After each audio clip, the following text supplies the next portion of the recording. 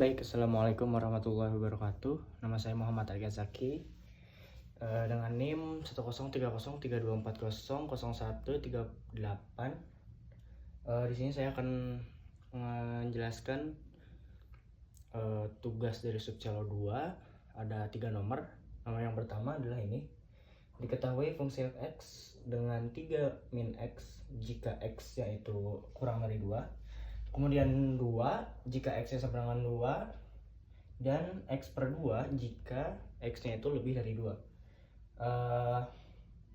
Poin pertama adalah gambar grafik f.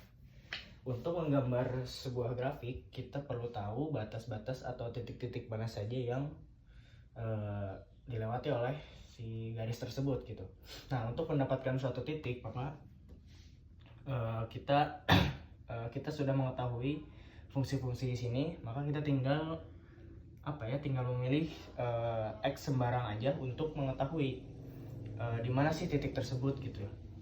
Misal kita pilih salah satu yang dari 3 ini, misalkan kita ingin yang x-nya itu lebih dari x-nya itu kurang dari 2. Maka misalkan kita pilih 0. Berisik banget yang jualan. Misalkan f-nya itu 0, x-nya itu 0.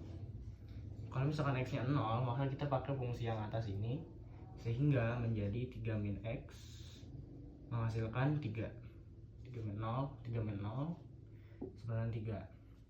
Maka didapatlah suatu titik x, y yaitu 0,3.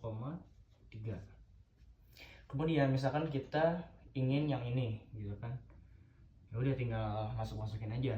Kalau misalkan x-nya itu 2, maka y-nya juga 2, didapat 2,2 gitu. Kemudian yang ini misalkan kita tambah masukkan x-nya itu 6, maka fungsinya adalah 6 per 2 itu 3. Maka titiknya adalah 6,3. Maka dari sini kita bisa menggambarkan suatu grafik karena sudah diwakili oleh titik-titik ini gitu. Misalkan kita menggambar seperti ini.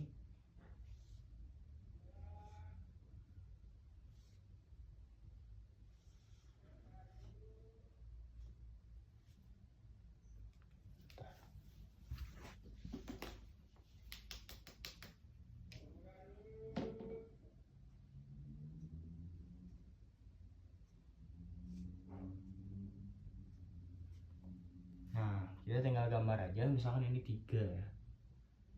1, 2, 3, ini 3. 0,3 maka di sini kan titiknya.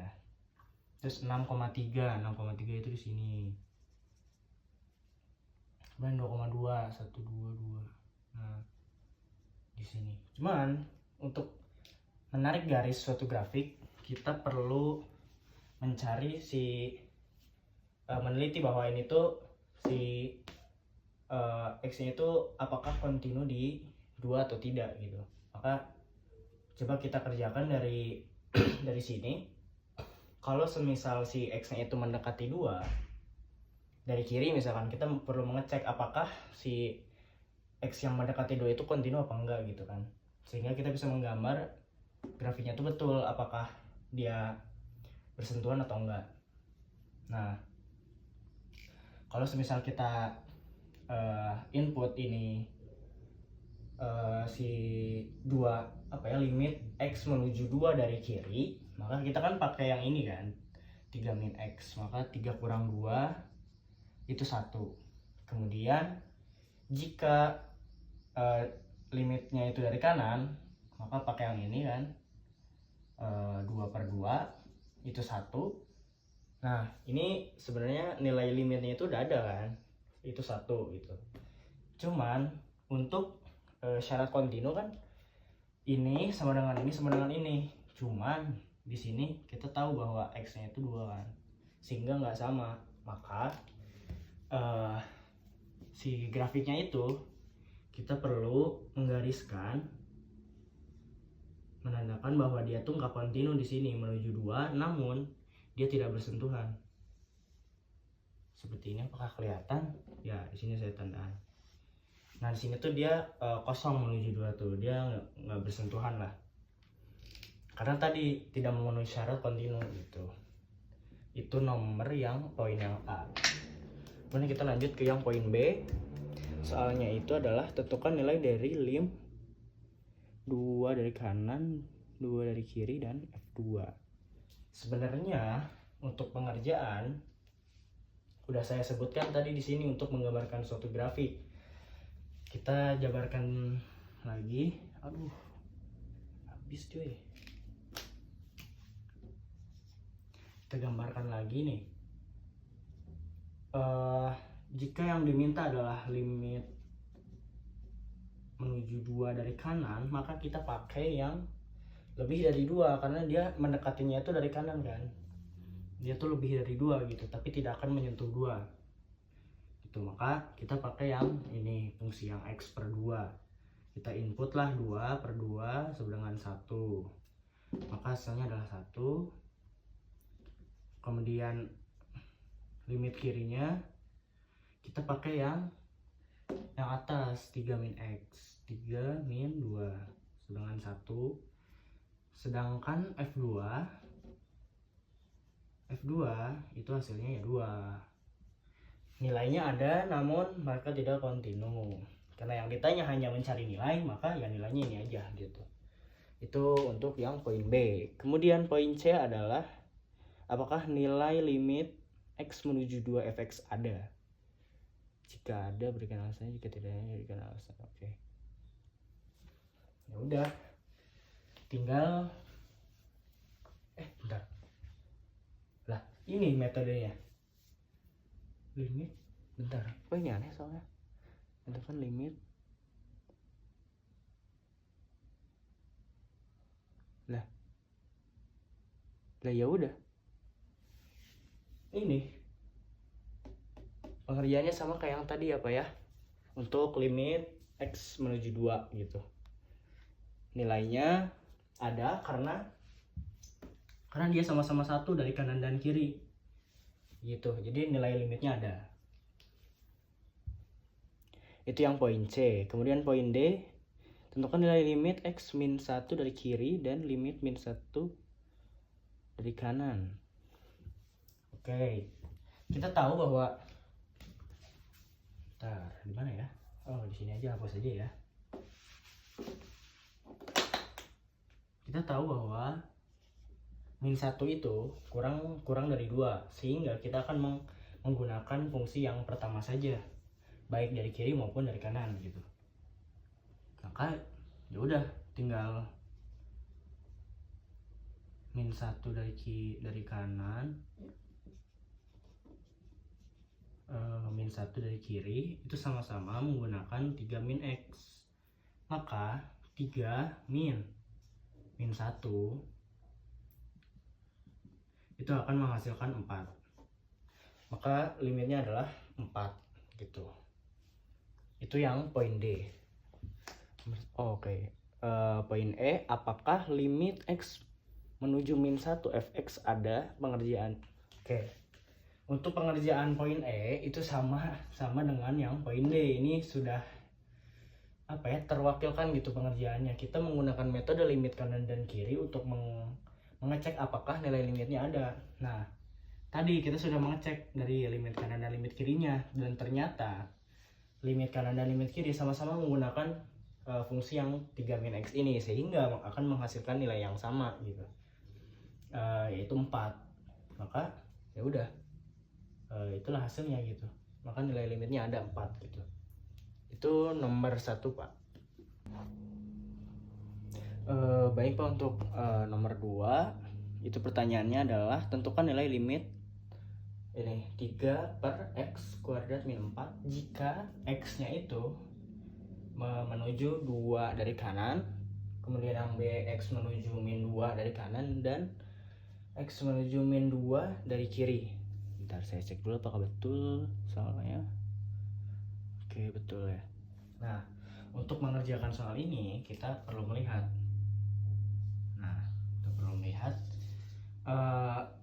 Kita jabarkan dulu dari fungsi ini. Ini bisa kita sebarkan menjadi, kita faktorkan menjadi x min 2 dan x plus 2 per 3 per x min 2 x plus 2 gitu. Nah kemudian kita bisa input dari kanan ini, artinya dia tidak sama dengan 2, namun dia itu nilainya mendekati 2 dari sebelah kanan kan, dari istilah seperti itu. Sehingga ketika 2 ditambah 2 ini ya menghasilkan 4 gitu kan.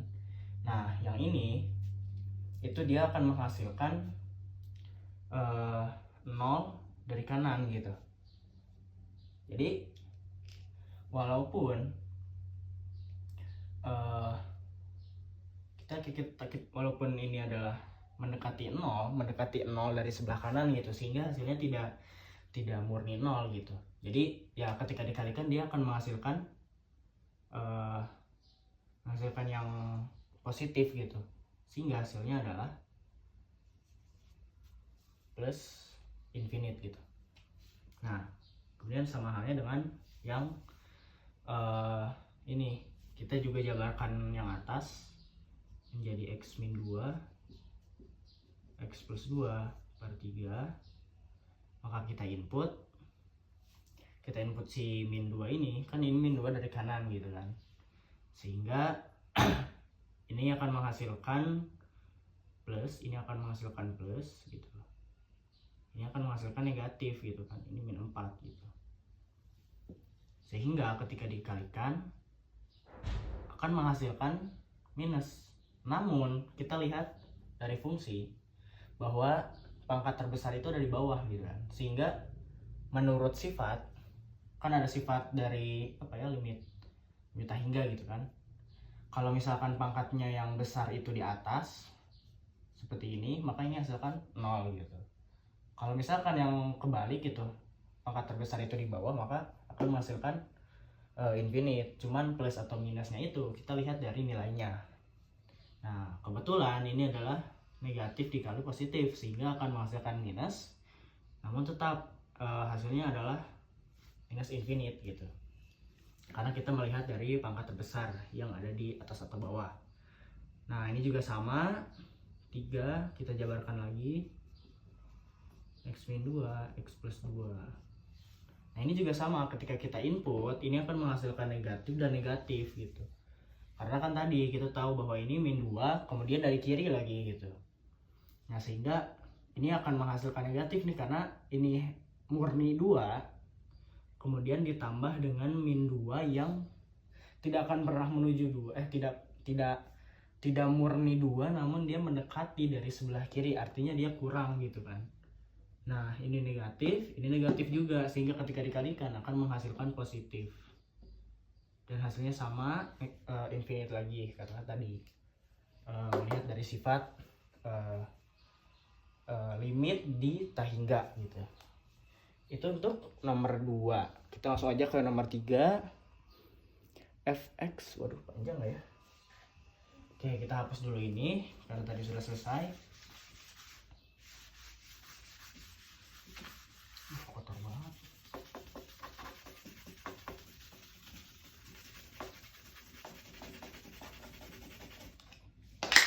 Oke, fx 1 per, langsung aja nomor 3, fx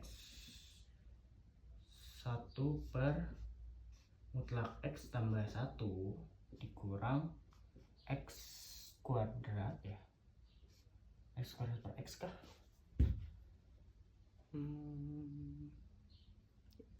Bentar, oh x kuadrat per 2, salah.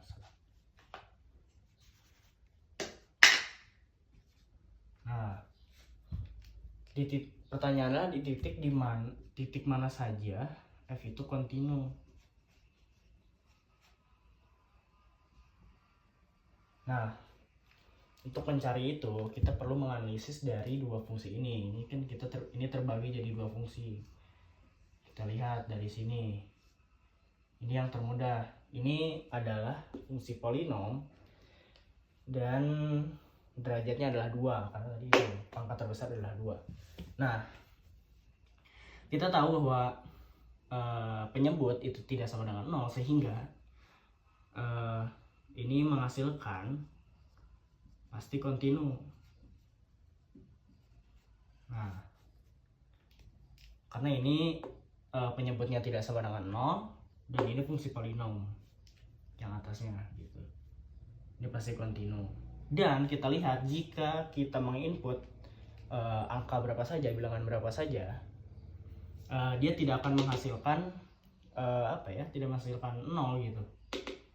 Jadi kita bisa menginput berapa bilangan saja gitu. Jadi X anggota bilangan real gitu. Nah, kemudian kita lihat yang ini juga. Di sini kita tahu bahwa ada fungsi 1 per mutlak X tambah 1, yang mana kita tahu bahwa mutlak X mutlak itu tidak akan pernah menghasilkan negatif gitu. Sehingga ketika kita menginput nilai yang negatif pun, misalkan -1, maka dia akan menghasilkan 1 gitu. Dia akan menghasilkan positif. Sehingga penyebut itu tidak akan sama dengan 0. Sehingga kita tahu bahwa ini memenuhi syarat dari fungsi yang pasti kontinu. Kan ada berapa tuh? Ada 5 ya kalau nggak salah. Ya pokoknya ini tuh fungsi rasional yang memenuhi syarat bahwa penyebut itu tidak boleh 0 kan. Nah, ya udah, kita tahu penyebutnya tidak 0 dan ini pun 1, atasnya 1 ya pembilangnya, maka ini pasti kontinu. Dan juga dari fungsi ini kita bisa menginput nilai berapa saja gitu. Karena tadi tidak akan sama dengan 0 si bawahnya, si penyebutnya. Jadi yang fungsi ini pun sama, X anggota bilangan real. Sehingga ketika ditanya titik mana saja F itu kontinu, maka jawabannya adalah ya di mana aja, karena bilangan real dari kedua fungsi ini gitu. Udah segitu doang paling Pak. Sekian dari saya. Assalamualaikum warahmatullahi wabarakatuh.